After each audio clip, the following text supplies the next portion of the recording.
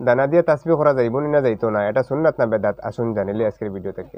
হ্যাঁ, সাহাবা কেরামের মধ্যে কেউ কেউ তারা গুটি দিয়ে ব্যবহার করেছেন, প্রমাণ পাওয়া যায়। অর্থাৎ এই পাথরের দানা এদিক সেদিক করেছেন, ব্যবহার পাওয়া যায়।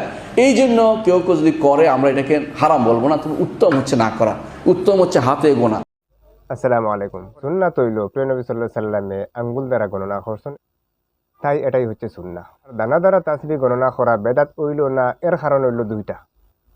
একটা কারণ হইল দানা দ্বারা যদি কেউ ফজিলত মনে করে না, দানার মধ্যে যদি নেকি আছে মনে করে না, দানা দ্বারা গণনা করলে নেকি বেশি হইব, তার মধ্যে ফায়দা আছে, ফায়দা যদি মনে না করে, এমনি সুবিধার জন্য দানা ব্যবহার করে, তাহলে তো বেদাতের মধ্যে পড়ে না।